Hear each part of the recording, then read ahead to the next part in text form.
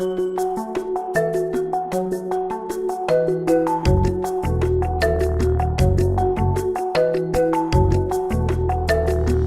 numéro 25 de la JLMB est consacré aux droits des jeunes.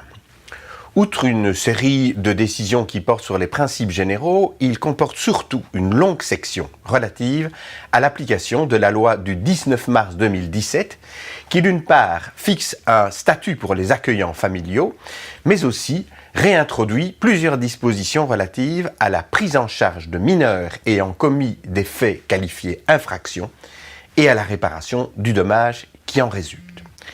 Il semble unanimement admis que lorsqu'une mesure a été prise à l'égard d'un mineur qui a commis un fait qualifié infraction, le tribunal de la jeunesse a la possibilité soit d'adopter de nouvelles mesures, soit de modaliser des mesures qui auraient antérieurement été prises.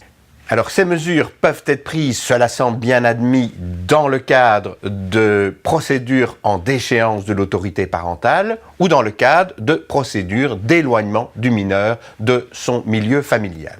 Sans doute aussi dans le cadre de poursuites qui sont exercées contre le mineur à la suite de la commission de faits qualifiés infractions.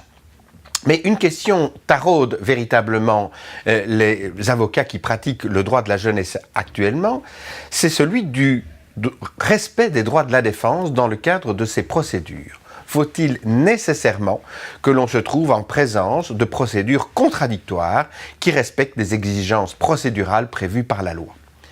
La Cour d'appel de Bruxelles a évité cette question dans 4 décisions qui sont analysées par Cécile Delbrouck.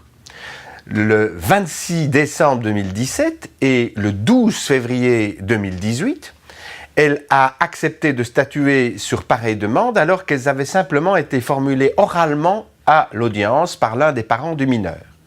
Le 8 janvier 2018 et le 8 mars 2018, pareilles mesures sont ordonnées alors qu'il semble que dans les 2 cas, la Cour s'était saisie d'office. La Cour d'appel de Liège, dans un arrêt du 17 janvier 2018, ne semble pas suivre la même ligne et exige au contraire qu'il y ait eu de véritables échanges contradictoires avec conclusion possible sur ces questions.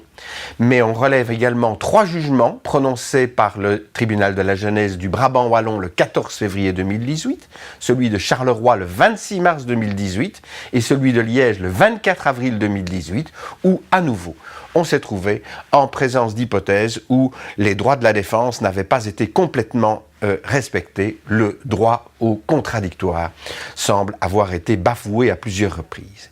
Questions qui sont donc très interpellantes en matière de respect des principes procéduraux dans le cadre de ces procédures. Cécile Delbrouck examine ces procédures avec attention et publie toute une série de décisions qui nous permettent de faire un premier point sur ces nouvelles dispositions qui ont à peine plus d'1 an.